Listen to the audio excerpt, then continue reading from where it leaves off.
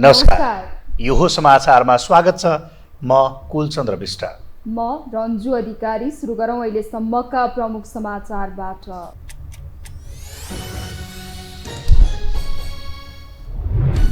सर्वोच्चद्वारा उद्धव थापा नेतृत्वको कोशी सरकार असंवैधानिक ठहर, काम चलाउ मुख्यमन्त्रीको हुने भन्नेमा विवाद, फेरि पनि एमालेका कार्किने मुख्यमन्त्री बन्न सक्ने।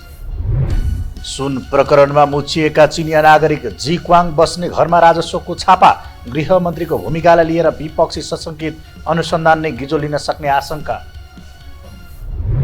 मेटर ब्याजीलाई कारबाही गर्ने विधेयक राष्ट्रिय सभाबाट पनि पारित, प्रमाणीकरणको बाटो खुल्यो। लघुवित्त पीडितसँग वार्ता गर्न अर्थ मन्त्रालयले बनायो समिति। अफ्रिकी मुलुक नाइजरमा सैन्य कु, राष्ट्रपति सेनाको नियन्त्रणमा अन्तर्राष्ट्रिय सीमा बन्द गर्दै देशव्यापी सङ्कटकालको घोषणा। र फिफा विश्वकप एसिया छनौटको प्रारम्भिक ड्र सार्वजनिक, पहिलो चरणमा नेपालले लाओससँग खेल्ने, दोस्रो चरणमा स्थान बनाउनेले सिधै एएफसी कप खेल्ने।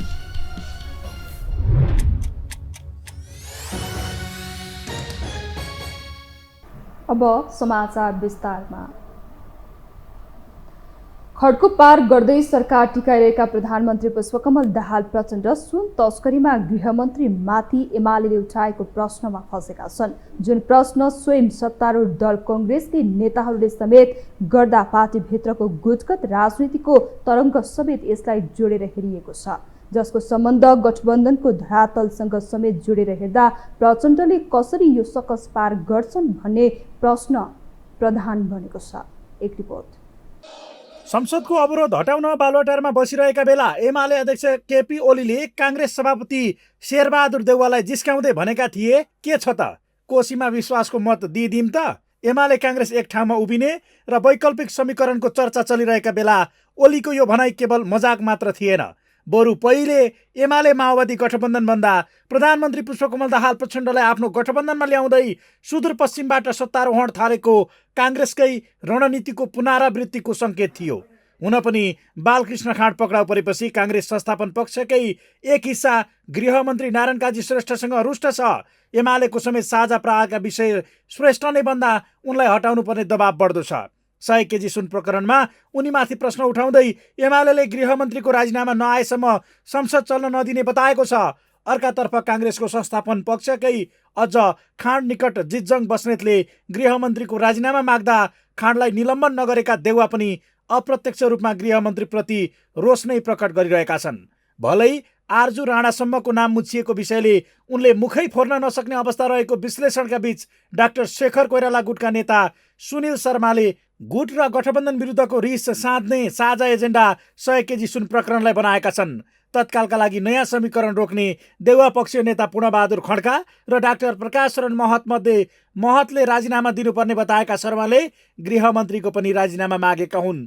यदि त्यसो नभए र अनुसन्धान प्रभावित बने अनसन नै बस्ने चेतावनी समेत उनले संसदमै दिएका छन्। यो अनुसन्धानको प्रक्रियालाई सहज बनाउनको निम्ति अहिलेलाई कमसेकम मुख्य यो सुनको मालिक पत्ता नलागुन्जेलसम्मको निम्ति राजीनामा गरेर प्रजातान्त्रिक सिस्टमको यो अभ्यासलाई उहाँहरूले कदर गर्नुपर्छ भन्दै आदरणीय सभामुख महोदय, यदि फेरि त्यही भित्र भुजेललाई समातेर मुख्य नायक नपकडिकन बस्छु भनेर सोच्नु भएको छ भने म यो सदनबाट सभामुख महोदय घोषणा गर्न चाहन्छु, प्रधानमन्त्रीको आगमन पछाडि उहाँहरूले लिएको डेटभित्र यदि भरिया मात्रै पक्राउ पर्यो भने यो सदनभित्र म आमरण अनसन घोषणा गर्न चाहन्छु। अझै यता माओवादी भित्रै पनि जनार्दन शर्मा र वर्षमान पुनको असन्तुष्टि बढ्दा उनीहरूको तारो समेत गृहमन्त्री छन्।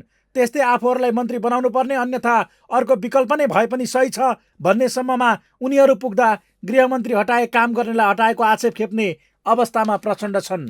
यही घटनाक्रमका बीच सर्वोच्च अदालतले उद्धव थापा नेतृत्वको कोशी प्रदेश सरकार गठन असंवैधानिक ठहर गर्दै नयाँ सरकार गठनका लागि परमादेश दिएको छ। यसले अब एमालेकै साथ नभई कोशीमा कांग्रेस सरकारमा नपुग्ने अवस्था सिर्जना गर्दा एमाले त यसैको पर्खाइमा छ। यो गठबन्धन ढालेर वैकल्पिक समीकरण निर्माणको आशामा रहेको उसका लागि देउवाको प्रचण्डप्रतिको मौन समर्थन मात्रै बाधक बनिरहेको छ। त्यसका लागि कांग्रेसको इतर पक्षले दबाब बढाइदिए हुन्थ्यो भन्ने अपेक्षामा एमाले रहँदा कांग्रेसमै पनि समाजवादी मोर्चा बनाएर बलियो हुन खोजेका प्रचण्डको कदमले शङ्का उत्पन्न गर्दै आएको छ। जहाँ पहिल्यैबाट यो गठबन्धनको विरुद्धमै देखिएका डाक्टर शेखर कोइरालाले केन्द्रीय समिति बैठकमा बोल्दै सत्तारूढ गठबन्धनभित्रैका दलहरूले कसका लागि मोर्चा बनाएको हो भनी प्रश्न गरेका थिए। यसरी चौतर्फी रूपमा सरकार विरुद्ध घेराबन्दी बढ्दा मोर्चाबारे पार्टीभित्र छलफल गर्नु जरुरी रहेको उल्लेख नै कोइरालाले गरेका थिए। राजनीतिक दलहरूको बारेमा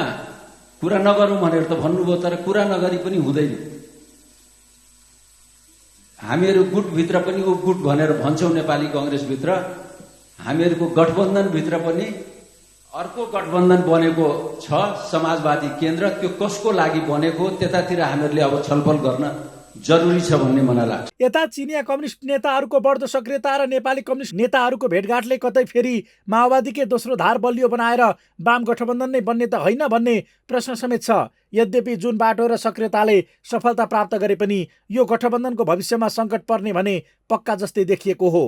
तर माओवादी नेता हिमाल शर्मा भने उठेका प्रश्न र बनेको परिस्थितिले केही असर नपर्ने बताउँछन्। यो सरकार अझ बलियो बन्दै जाने बताउने उनी सुशासनका लागि काम गर्दा सत्ता ढले पनि चिन्ताको विषय नहुने तर्क गर्छन्। केही असर गर्दैन, यो सरकार एकदम बलियो भएर जान्छ।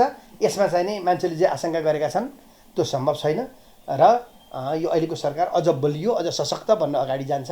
दलहरूको चाहिँ नि यो सत्ता समीकरणका दलहरूको मेन स्पिड के छ त भन्ने बुझ्नु पऱ्यो क्या। होला कहीँ काम कारबाहीमा यता छलफल गर्ने यताउति बढ्दै जाने पनि हो, त्यो गर्ने कुराहरू भइहाल्ला।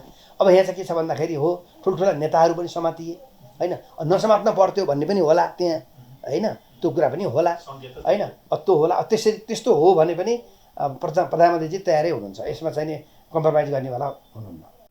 हुन त सहमति कार्यान्वयन भए अबको प्रधानमन्त्री आफै हुनेमा देउवा विश्वस्त छन्। जहाँ केन्द्रीय समिति बैठकबाट अझ बलियो बनेका उनले दायाँ बायाँ नगरे केही अप्रत्याशित हुने ठाउँ समेत छैन। तर विकसित घटनाक्रम र बाह्य शक्तिको बढ्दो सक्रियताले भने केही हुन सक्ने आशंका उब्जाएको छ। त्यस्तै आफ्नै गुटमा उब्जिएको असन्तुष्टि कतिन्जेल देउवाले धान्छन् भन्ने प्रश्न समेत गठबन्धनको भविष्यको विषयमा अहम बनेको हो। यो हो टेलिभिजनका लागि कुलचन्द्र विष्ट, काठमाडौँ। संसदीय अङ्क गणितमा सदनको तेस्रो शक्तिमा खुम्चिए पनि सत्ताको बागडोर माओवादी केन्द्रको कब्जामा छ। सुशासनको पक्षमा उभिएका प्रधानमन्त्री प्रचण्ड भ्रष्टाचार विरुद्ध थप आक्रामक देखिन्छन्। आफ्नो तेस्रो प्रधानमन्त्री कार्यकालमा केही गरी छाड्ने अठोट लिएका प्रचण्ड जति जनतामाझ लोकप्रिय बनिरहेका छन्, आफ्नै पार्टी पङ्क्तिको भने मन जित्न सकिरहेका छैनन्। एक रिपोर्ट। संसदीय अङ्कगणितमा सदनको तेस्रो शक्तिमा खुम्चिए पनि सत्ताको बागडोर माओवादी केन्द्रको कब्जामा छ। गठबन्धनको भर्तेगमा प्रधानमन्त्रीको कुर्सी टिकाइरहेका माओवादी केन्द्रका अध्यक्ष एवं प्रधानमन्त्री पुष्पकमल दाहाल प्रचण्ड सुशासनको ओकालत र भ्रष्टाचार विरुद्ध आक्रामक रूपमा प्रस्तुत भइरहेका छन्। तपाई मलाई साथ दिनुस्, म तपाईलाई सुशासन दिन्छु भनेका प्रचण्ड ठूला पार्टीहरू नै झस्किने एकपछि अर्को एक्सनमा उत्रिएका छन्। प्रधानमन्त्रीको तेस्रो इनिङमा रहेका प्रधानमन्त्री प्रचण्ड आफ्नो यो कार्यकाल सम्झन लायक बनाउने दृढताका साथ अघि बढेका छन्। जनताका लागि केही गरी छाड्ने हुटुटी प्रचण्डमा छ। नक्कली भुटानी शरणार्थी प्रकरण, ललिता निवास जग्गा इनामिना प्रकरण, 100 किलो सुन प्रकरणको भण्डाफोडदेखि नागरिकको दैनिक जीवनसँग प्रत्यक्ष प्रभाव पार्ने सुशासन, स्वास्थ्य, शिक्षा जस्ता क्षेत्रमा सरकारका पछिल्ला प्रयासहरूले आशातीत समेत बनाएको छ। प्रधानमन्त्री प्रचण्डकै भरोसामा मैदानमा उत्रिएका पर्यटन मन्त्री सुदन किराती हुँदै अहिले गृहमन्त्री नारायण काजी श्रेष्ठ सर्वत्र चर्चामा छन्। आम नागरिकमा व्याप्त राजनैतिक वितृष्णा केही चिर्ने प्रयास भएको छ, सरकारप्रति भरोसा जगाएको छ। तर सरकारले गरेको अपनत्व लिने सवालमा भने प्रधानमन्त्री प्रचण्ड नेतृत्वको नेकपा माओवादी केन्द्र र नेताहरू भने चुकिरहेका छन्।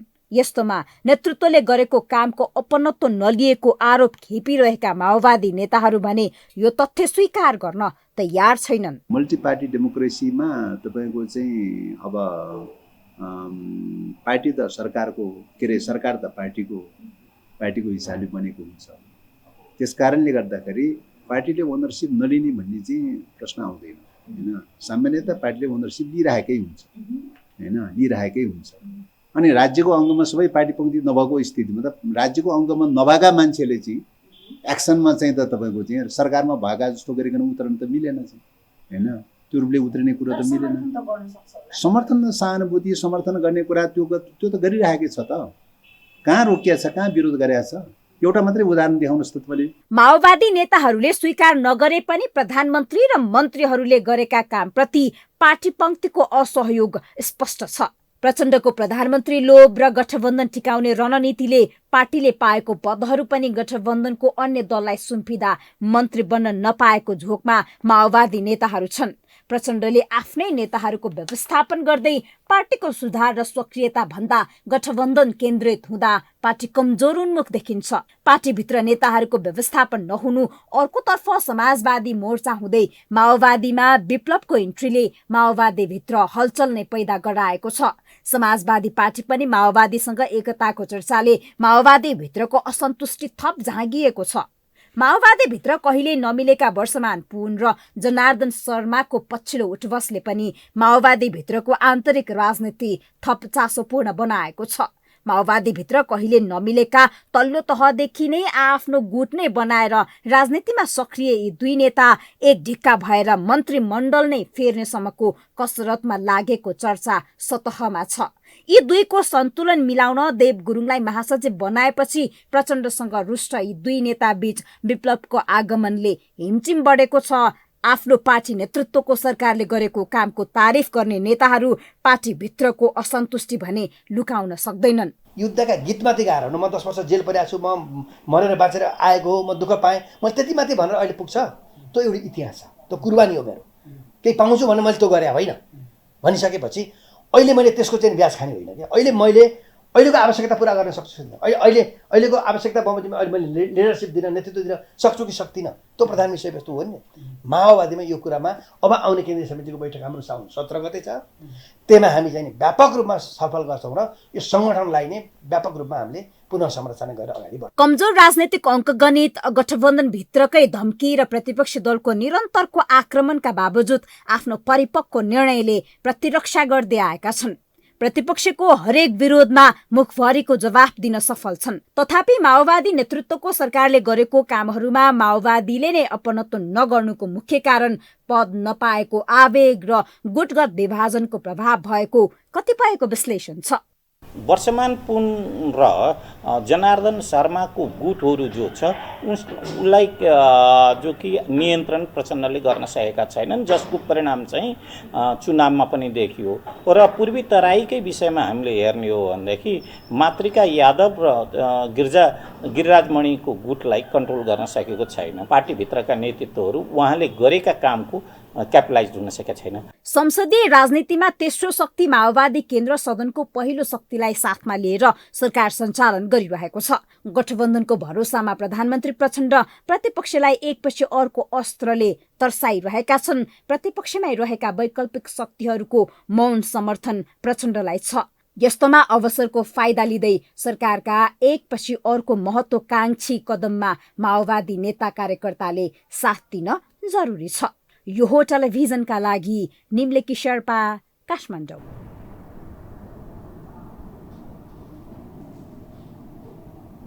सर्वोच्च अदालतले कोशी प्रदेशमा उद्धव थापा नेतृत्वको सरकार असंवैधानिक ठहर गरेसँगै नयाँ सरकार गठनको बाटो खुलेको छ। यसअघि कुनै पनि दलले स्पष्ट बहुमत जुटाउन नसक्दा कोशीमा सभामुखको सहभागितामा कांग्रेस संसदीय दलका नेता थापाको नेतृत्वमा प्रदेश सरकार गठन भएको थियो।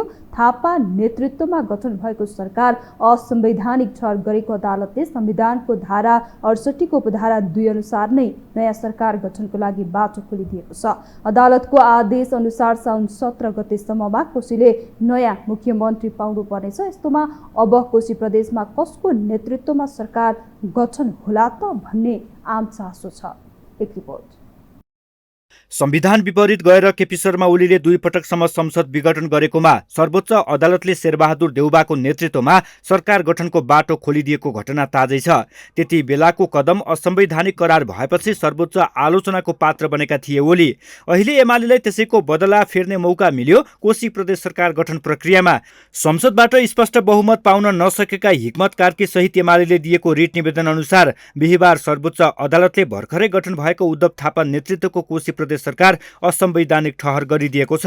न्यायाधीश ईश्वर प्रसाद खतिवडा, आनन्द मोहन भट्टराई र तिल प्रसाद श्रेष्ठको पूर्ण इजलासले सभामुख बाबुराम गौतमको हस्ताक्षर लिएर दाबी गर्न गएका उद्धव थापालाई प्रदेश प्रमुख परशुराम खापुङले गरेको मुख्यमन्त्री नियुक्ति बदर गरेको हो।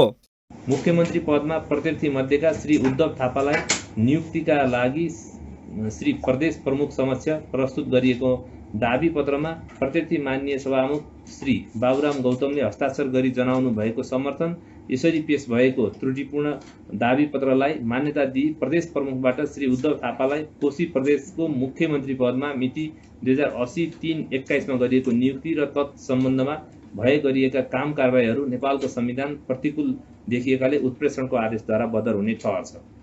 सर्वोच्चको आदेशले कोशीमा सरकारविहीनताको अवस्था सिर्जना भएको छ। अदालतको आदेशअनुसार साउन 17 गतेसम्ममा कोशीले नयाँ मुख्यमन्त्री पाउनुपर्नेछ।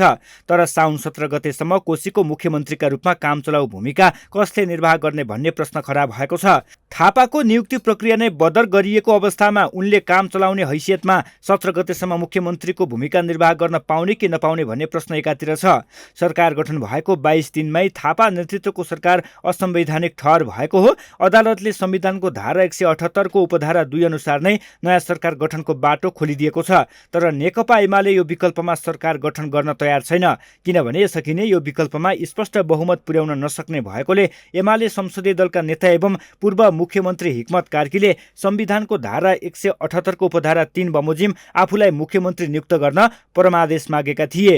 यद्यपि कार्कीलाई मुख्यमन्त्री नियुक्त गर्ने गरी सर्वोच्चले परमादेश दिएन। सर्वोच्चको आदेश अनुसार एमाले फेरि उपधारा 2 अनुसार नै प्रदेश सरकार गठनको दाबी गर्न प्रदेश प्रमुख समक्ष नजाने संकेत गरेको छ। बहुमतकै सरकार बनाउने जुन बाटो खुलेको छ त्यो चाहिँ त्यसले मलाई लाग्छ भोलि कोशी प्रदेशमा एउटा सकारात्मक निष्कर्ष निस्किन्छ हैन। यसै पनि यो ठाउँमा आइपुग्दाखेरि हिजो हिक्मत कार्कीको नेतृत्वको कोशी प्रदेश सरकारले जे काम गरेको थियो ती कामहरू चाहिँ ठिक थिए। उसले प्रदेशको नामाङ्कन गर्यो, उसले चाहिँ ठिक ढङ्गले काम गरिराखेको थियो। त्यसलाई चाहिँ एउटा गलत उद्देश्यका साथ संविधानको गलत व्याख्या गरेर त्यो सरकार ढलाउने काम गरिएको थियो भन्ने कुरा यसबाट पुष्टि भयो। सर्वोच्च अदालतको फैसलालाई नेपाली कांग्रेस सहित सत्तारूढ दलहरूले स्वागत गरेको छ। तर फेरि पनि उपधारा 2 बमोजिम सरकार गठनका लागि आवश्यक गृह कार्य गर्ने गठबन्धनको योजना छ। सभामुख बाबुराम गौतमलाई सभामुख पदबाट राजीनामा गराएर भए पनि आफूहरूले बहुमत पुर्याएर फेरि पनि थापाकै नेतृत्वमा सरकार गठन गर्ने कांग्रेसको रणनीति छ। सभामुखको भूमिकालाई नै लिएर सर्वोच्चले सरकार गठन प्रक्रिया असंवैधानिक ठहर गरेको हो। यस्तोमा अदालतले गरेको आदेशलाई स्वीकार गरेर अघि बढ्नुपर्ने पक्षमा छन् सभामुख देवराज घिमिरे। यो अदालतको विषयलाई हस्तक्षेप गर्ने या प्रभाव पार्ने हुन सक्ने भएकोले हामीले यसलाई गरेनौँ र हामी अदालतको निर्णयलाई पर्खेर बसेका छौँ र अदालतको निर्णय जे आउँछ त्यसलाई कार्यान्वयन गर्नुपर्ने त हामी सबैको कर्तव्य हुन्छ नै। तर स्वायत्ततालाई ख्यालमा राख्ने कुराहरू गर्नुपर्छ र त्यहाँको संस्थाहरूले नि त्यहाँको परिवेश के हो त्यसरी गर्ने परिपाटीको विकास गर्नुपर्छ भन्ने हाम्रो एउटा मोटो मान्यता रहेको छ। यसअघि केन्द्रमा ओलीको कदमलाई असंवैधानिक करार गरेका सत्तारूढ दलहरूलाई एमाले प्रदेशमा पैँचो फेरेको हो। संवैधानिक व्यवस्थाको पुनः पालना गर्ने शक्तिहरू नै आफूहरू हो भनेर घमण्ड गर्ने प्रधानमन्त्री प्रचण्ड कांग्रेस सभापति शेरबहादुर देउवाको कदमलाई कोशी प्रदेश सरकारमा भने सर्वोच्चले असंवैधानिक ठहर गर्यो। संविधानको धारा 178 को 2 अनुसार 2 वा 2 भन्दा बढी दलको बहुमत सदस्यको समर्थन प्राप्त गर्न सक्ने सांसदको नेतृत्वमा सरकार गठन हुन सक्छ। त्यो विकल्पमा सरकार गठन गर्न नसकेको अवस्थामा उपधारा 3 अनुसार सबैभन्दा ठूलो दलको संसदीय दलको नेताको हैसियतमा एमालेका हिक्मत कार्की फेरि पनि मुख्यमन्त्री बन्न सक्छन्। तर उनले पनि विश्वासको मत पाउन नसकेको अवस्थामा त्यहाँ मध्यावधि चुनाव हुन सक्ने सम्भावना प्रबल छ। यो हो टेलिभिजनका लागि टेकमान साक्य, काठमाडौँ। अब बाँकी समाचार।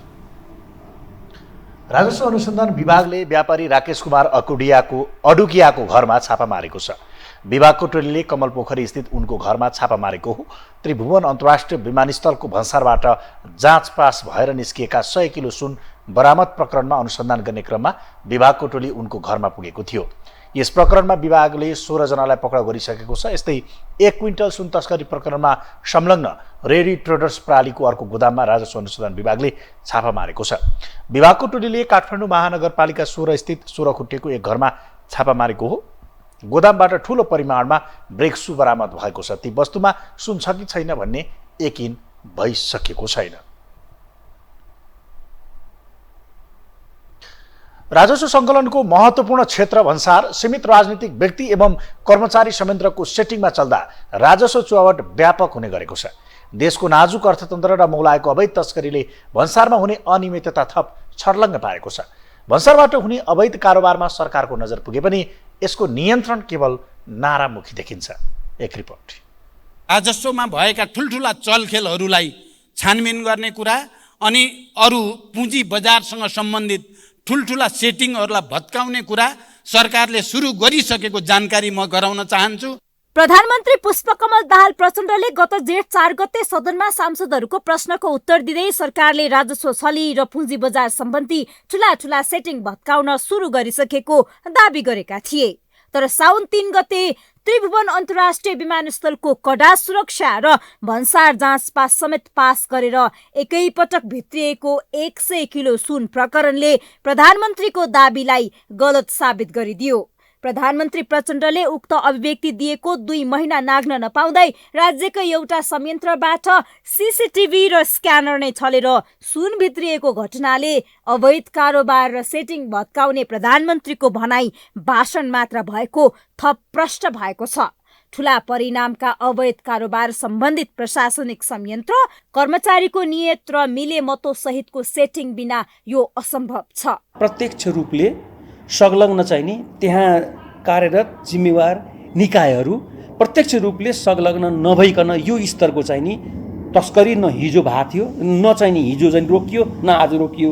समग्रमा मैले भन्नुपर्दाखेरि त्यहाँ कार्यरत चाहिने सम्बन्धित निकायका पदाधिकारीहरूको चाहिने संलग्नता बिना यत्रो चाहिने तपाईँको ठुलो परिणामको चाहिने सुन तस्करी चाहिने हुँदैन। हेर्नुहोस्, सुन प्रकरण विमानस्थल कर्मचारीकै सेटिङमा भएको विश्लेषण यत्रतत्र छ।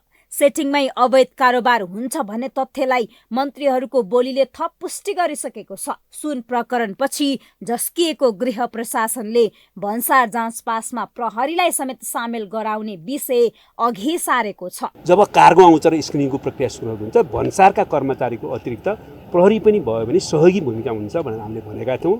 अहिले भन्सारका साथीहरूले पनि र अरू यहाँ समन्वयमा रहनुभएका साथीहरूले पनि त्यो सही नै कुरा हो भन्नुभएको छ। यसबारेमा हामी आवश्यक निर्णय गर्नेछौँ। यथेष्ट पूर्वाधार र प्रविधि मैत्री अन्तर्राष्ट्रिय विमानस्थलको भन्सारकै अवस्था यस्तो छ भने अन्य भन्सार कार्यालयको अवस्था कस्तो होला अनुमान सहज छ।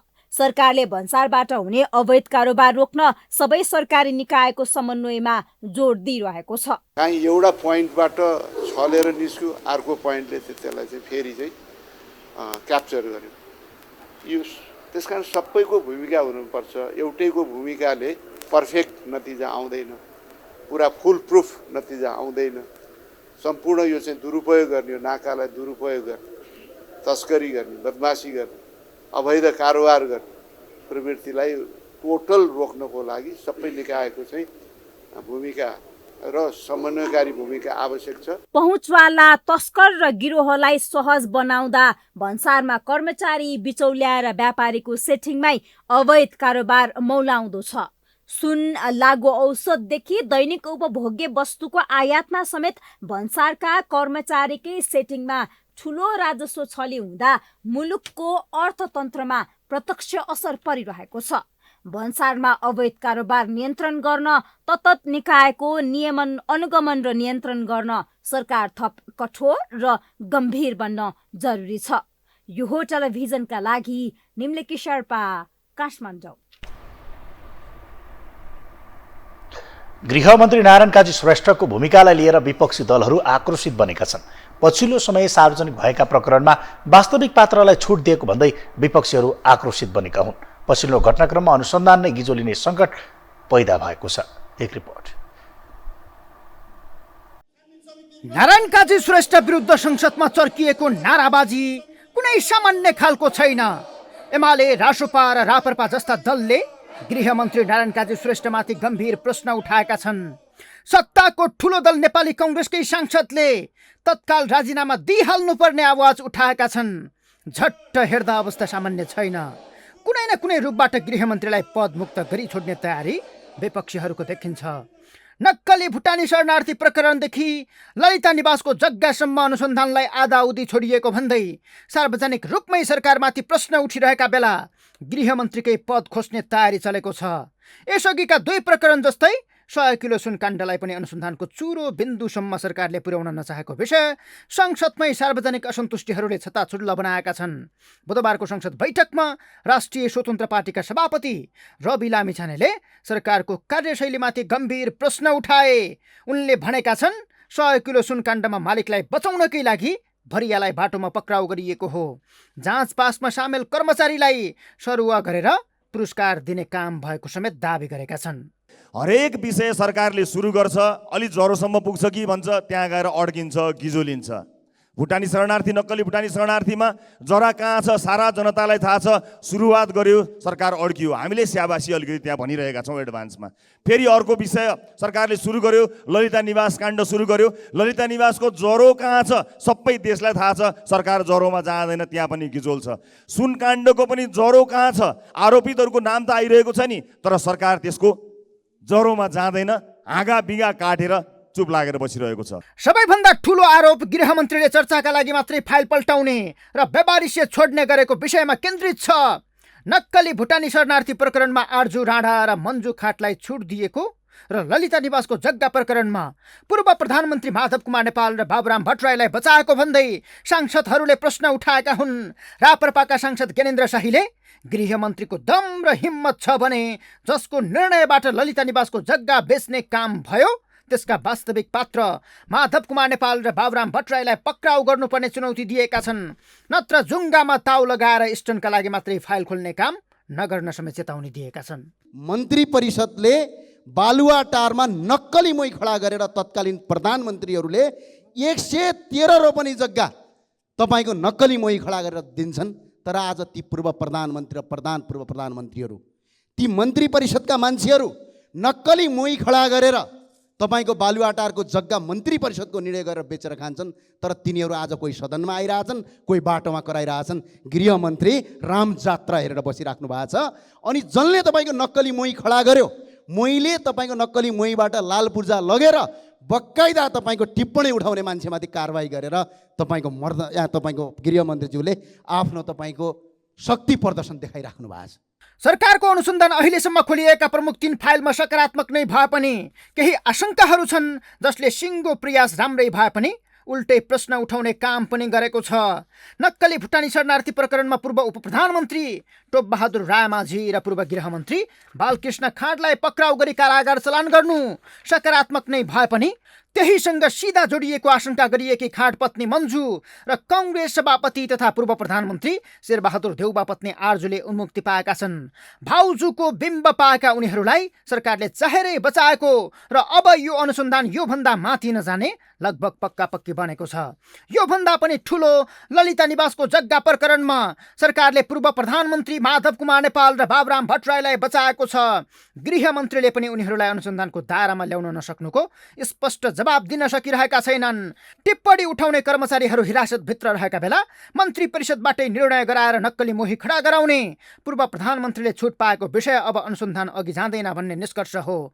सरकारले अब कि उनीहरू निर्दोष छन् भन्नुपर्छ कि उनीहरूकै कुनियतका कारण ललिता निवास मिनबहादुर गुरुङ, शोभाकान्त ढकाल र रामकुमार सुवेदी जस्ता जग्गा दलालीको हातमा गएको हो भन्ने स्वीकार्नुपर्छ र उनीहरूलाई कारबाही गरी अनुसन्धानको दायरामा ल्याउनुपर्छ। नत्र प्रमुख प्रतिपक्ष एमाले यसैलाई मुद्दा बनाएको छ जसले संसदलाई मात्रै होइन अनुसन्धानलाई समेत गिजोलेर मुद्दालाई औचित्यहीन बनाउनेछ।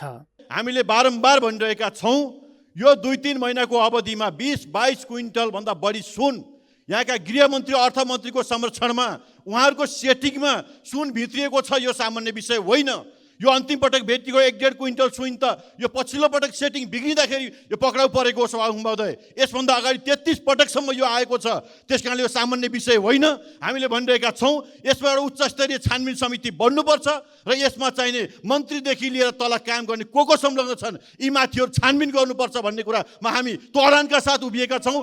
अहिले एमाले सुनकाण्डमा उच्च स्तरीय छानबिन समिति बन्नुपर्ने माग गरेको छ। नत्र संसदलाई चल्न नदिने चेतावनी उसको छ। खास गरी यति ठुलो तस्करी मन्त्रीको भूमिका बिना सम्भव नै छैन भन्दै आएको उसले बुधबार गृहमन्त्री नारायण काजी श्रेष्ठ र अर्थमन्त्री प्रकाश शरण महतको राजीनामा माग गरेको थियो। तस्करलाई कारबाही गर भन्दै उसले संसद नै अवरोध गरेको छ। एमाले नेताहरूको तर्क अनुसार गृहमन्त्री अर्थमन्त्री मात्रै नभएर प्रधानमन्त्रीकै सेटिङमा विमानस्थलबाट तस्करी भएको हो। उनीहरूको तर्क मान्य हो भने विमानस्थलका प्रहरी अधिकारी, अध्यागमन भन्सारका कर्मचारीहरू पनि सत्ता गठबन्धनकै दलको सेटिङमा सेट भएर तस्करी गर्न तीव्र गतिमा चलिरहेका छन्। यो हो टेलिभिजनका लागि सन्तोष विके थापा, काठमाडौँ। हामीसँग समाचार बाँकी नै छन्, अहिलेलाई विश्राम।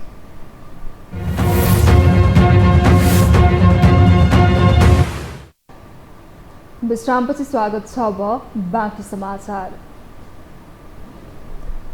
मिटर ब्याज सम्बन्धी विधेयक राष्ट्रिय सभाबाट पारित भएको छ। आज बसेको राष्ट्रिय सभाको बैठकले मुलुकी संहिता सम्बन्धी केही नेपाल ऐनलाई संशोधन गर्ने विधेयक 2080 सर्वसम्मत रूपमा पारित गरेको हो। अब यो विधेयक प्रमाणीकरणका लागि राष्ट्रपति कहाँ पठाउने बाटो खुलेको छ। राष्ट्रिय सभा अध्यक्ष गणेश प्रसाद तिमल सिन्हाले प्रस्ताव पेश गर्न अनुमति दिएसँगै कानुन मन्त्री धनराज गुरुङले प्रस्ताव पेश गर्नु भएको हो। गर्ने पीडकहरूलाई फेरि कानुनी दायराभित्र ल्याउने काम गर्छ यो विधेयकले। त्यसो भएको कारणले गर्दाखेरि सारभूत रूपमा सार चाहिँ नफेरेको, रूप चाहिँ फेरिएको अवस्था आइपुग्नु पर्दाखेरि म दुखित छु। मैले चाहिँ नि माफी पनि चाहन्छु र फेरि अब आउँदा दिनहरूमा यसरी चाहिँ नि त्रुटिहरू, कमजोरीहरू सरकारको पक्षबाट चाहिँ नि नहुने कुराको पनि म प्रतिबद्धता चाहिँ नि यहाँ जाहेर गर्न चाहन्छु र यो चाहिँ नि विधेयकलाई अगाडि बढाइदिनको लागि पनि अनुरोध गर्न चाहन्छु। धन्यवाद। मन्त्री गुरुङले प्रस्ताव पेश गर्दै मिटर ब्याज पीडितको पक्षमा सिङ्गो मुलुक रहेको बताउनुभयो। पुस्तान्तरण र नेतृत्व परिवर्तनमा अघि बढेका कांग्रेस महामन्त्री गगन थापा केन्द्रीय समिति बैठकमा एक्लो जस्तै देखिए। उनलाई हर कदममा साथ दिँदै आएका भनिएका उनका दौतरीहरू अर्थात् अर्का महामन्त्री विश्वप्रकाश शर्मा र प्रदीप पौडेलले नै जति बेला साथ पर्ने थियो दिएनन्, अर्थात् उनका बोली बोलेनन्। फलत थापाका मूल मुद्दा पुस्तान्तरण र नेतृत्व परिवर्तनमा उनी अब एक्लै भएका त होइनन् भन्ने चर्चा सुरु हुन थालेको छ। एक रिपोर्ट। करिब 1 वर्षपछि बसेको कांग्रेस केन्द्रीय समिति बैठक चर्का चर्की, आरोप प्रत्यारोप र रस्साकस्सीका बीच एक सातासम्म चल्यो। सामाजिक सञ्जालबाट प्रत्यक्ष प्रसारण भएको बैठकमा गुट उपगुटभित्रको विवाद छत्ताछुल्ल देखिन्थ्यो। यही बीचमा महामन्त्री गगन थापा सबैको निशानामा परे। नेतृत्व परिवर्तन र पुस्तान्तरणमा बलियो आवाज उठाउँदै आएका उनै महामन्त्री सबैभन्दा धेरै आलोचित पात्र बने। बैठकमा उनका प्रतिवेदनमाथि छलफल भन्दा पनि व्यक्तिगत प्रतिशोध साध्दै विभिन्न टिक्का टिप्पणी गर्दै आक्रोश पोखियो। जहाँ उनै महामन्त्री थापाले एक्लो रूपमा नेतृत्व परिवर्तन र पुस्तान्तरणको आवाज अझ कठोरताका साथ जोडतोडले उठाए, तर महामन्त्री थापाले आफ्ना भनिएकाहरू अर्का महामन्त्री विश्वप्रकाश शर्मा र प्रदीप पौडेलले नै केन्द्रीय समिति बैठकमा साथ दिएनन्।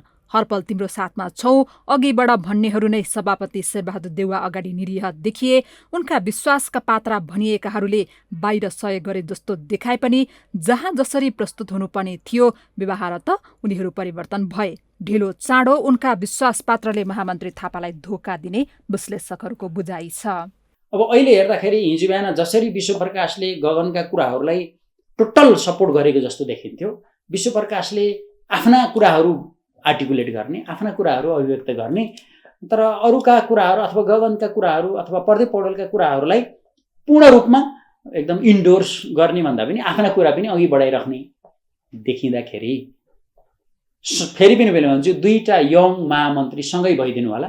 केन्द्रीय समितिको बैठकको बीचमै केक काट्दै सभापति शेरबहादुर देउवासँग सौहार्दपूर्ण रूपमा आफ्नो जन्मदिन बनाएका महामन्त्री थापा उनै सभापति विरुद्ध थप कठोर रूपमा उत्रिए।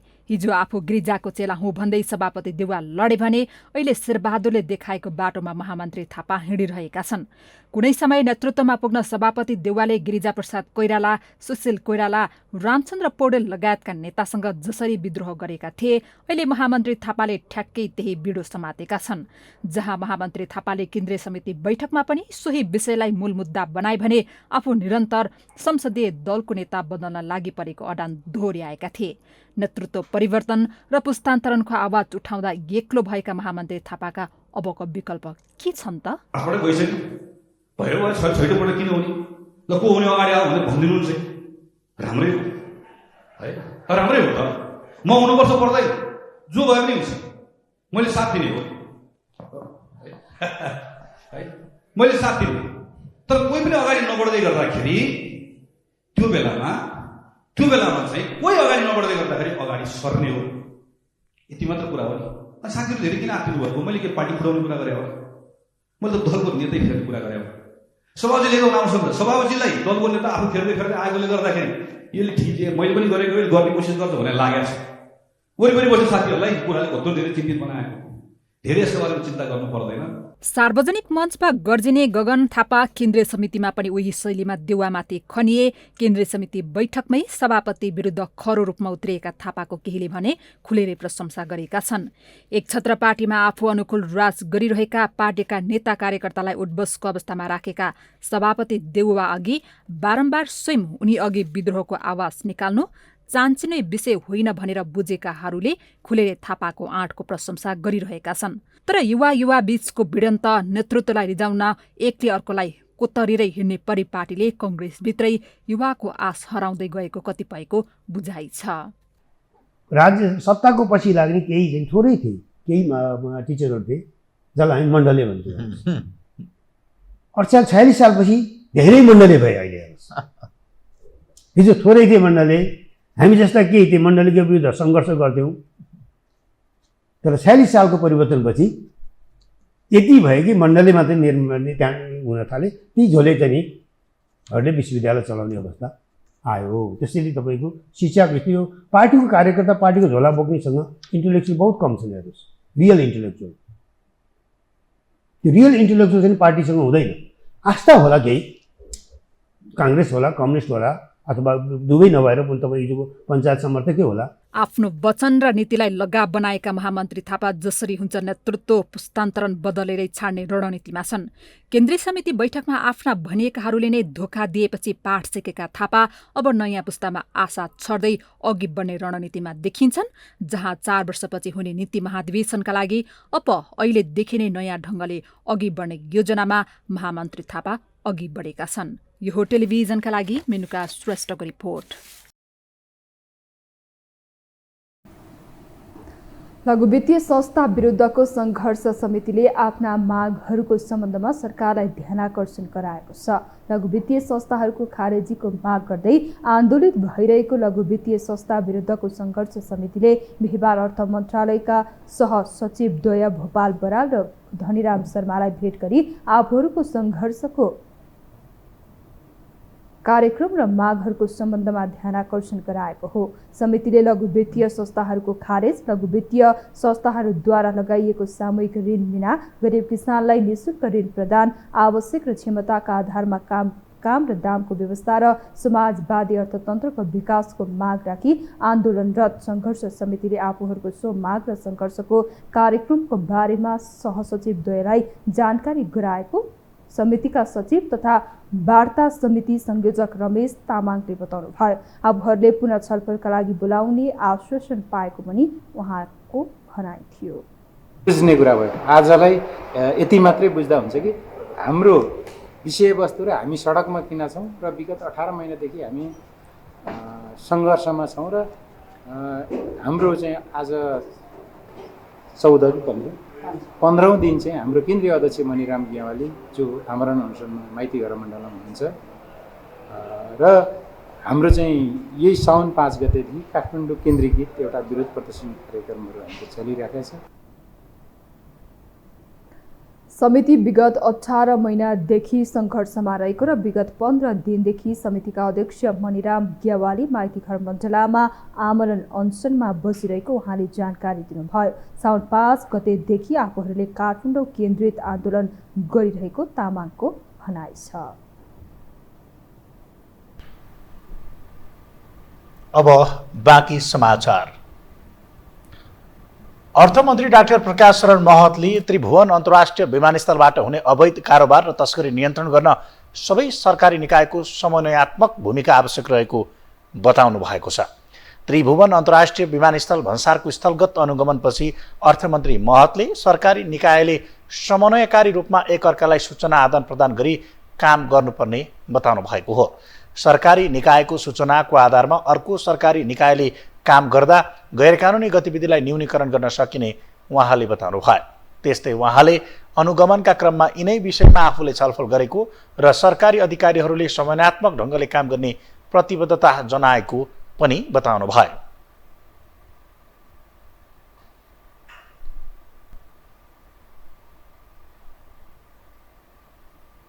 अब यसमा राज्यको सबै संयन्त्र हेर्नुहोस्, राजस्व अनुसन्धान विभाग छ, त्यसपछि हाम्रो भन्सार विभाग त छँदैछ, त्यसपछि चाहिँ जनपद प्रहरी छ, सशस्त्र प्रहरी छ, सेना पनि यो परिसरमा छ।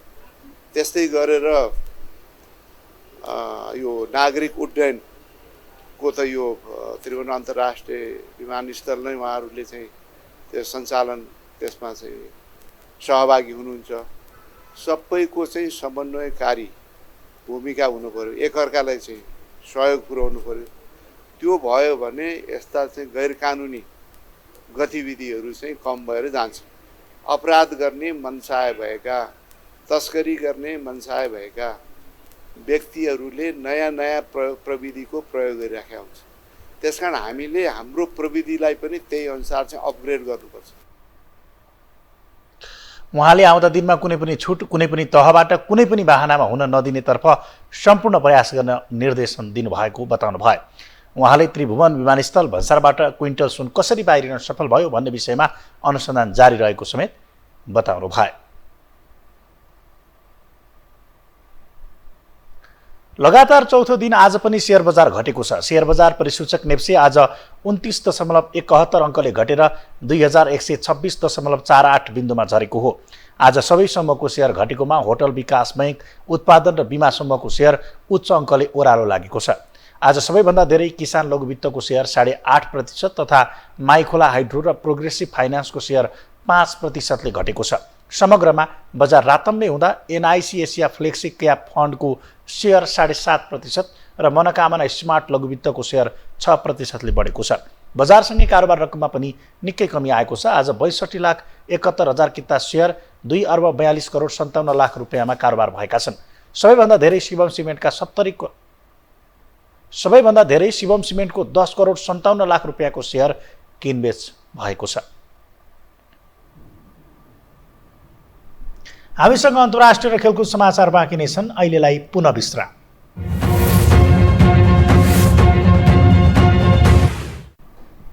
विश्रामपछि पुनः स्वागत छ। अब पालो अन्तर्राष्ट्रिय समाचारको।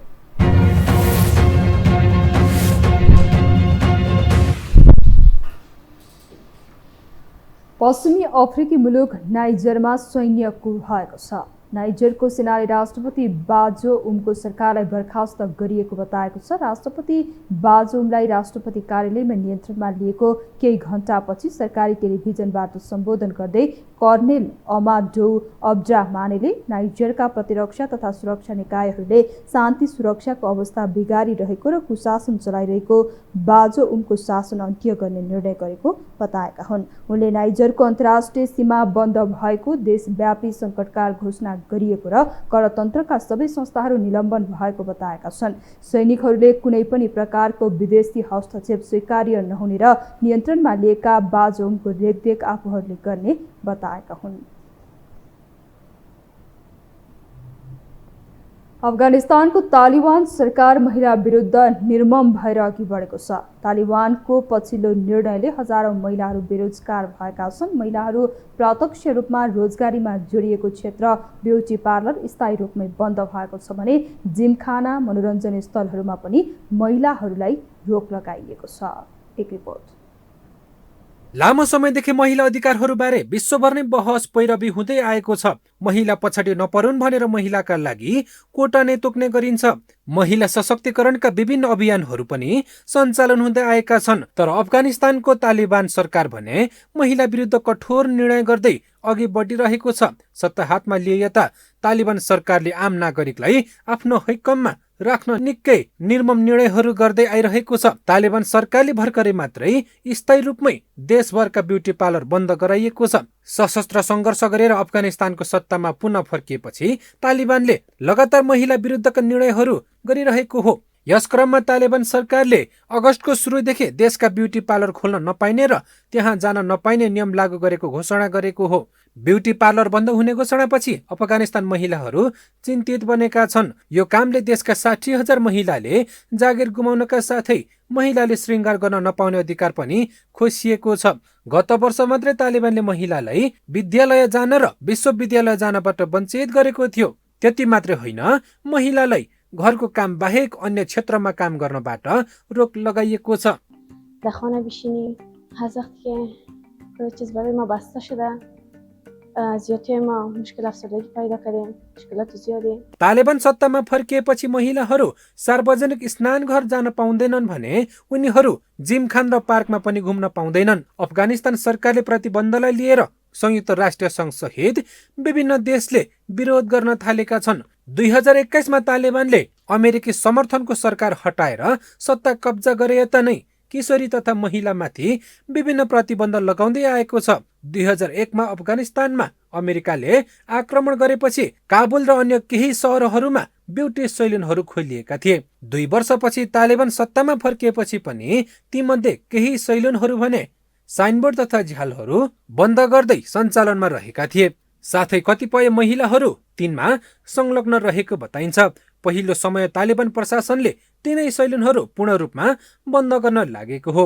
यसले हजारौं महिलाको रोजीरोटी गुमेको छ भने महिला अधिकार कर्मीहरू सरकारको यस्तो कदमप्रति चर्को आलोचना गरिरहेका छन्। यो हो टेलिभिजनका लागि मिङमा शेर्पा, काठमाडौँ। अब पालो खेलकुद समाचारको।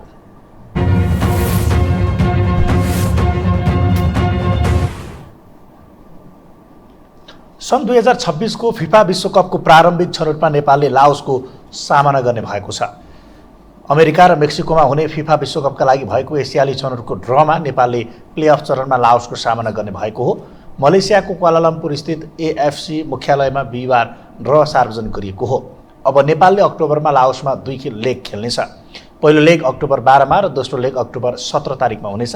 त्यसमा विजयी टिम दोस्रो चरणमा प्रवेश गर्नेछ र दोस्रो चरणका लागि शीर्ष 26 टोलीले स्थान पक्का गरिसकेका छन्। यस चरणमा प्लेअफ पार गर्ने 10 टोली सहित कुल 36 टोलीलाई 4-4 टोलीको 9 समूहमा विभाजन गरेर प्रतियोगिता गरिनेछ। सबै समूहको विजेता र उपविजेताले एएफसी एसियन कप 2027 को लागि स्थान पक्का गर्दै विश्वकप छनौटको तेस्रो चरणमा खेल्नेछन्। यससँगै हामी यो हो समाचारको अन्त्यमा आइपुगेका छौँ। बिदा हुनु अघि प्रमुख समाचार पुनः एकपटक।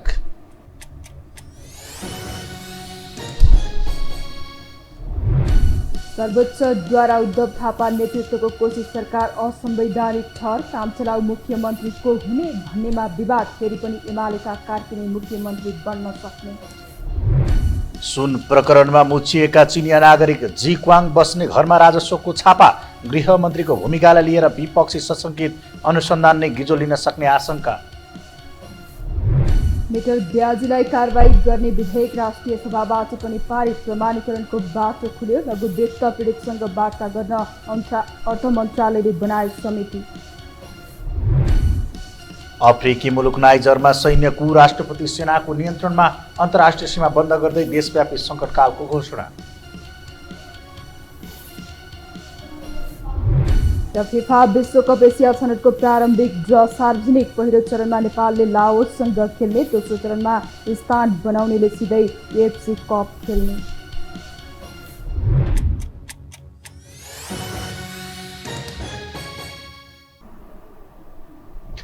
अवस्था यो हो समाचार सकियो। समाचार बुलेटिनका साथै यो हो टेलिभिजनका सम्पूर्ण कार्यक्रम यो हो टेलिभिजन.com, यो हो खबर.com, युट्युब र फेसबुकमा पनि पढ्न र हेर्न सक्नुहुनेछ। मोबाइलमा यो हो टिभी एप डाउनलोड गरी हामीलाई प्रत्यक्ष हेर्न सक्नुहुनेछ।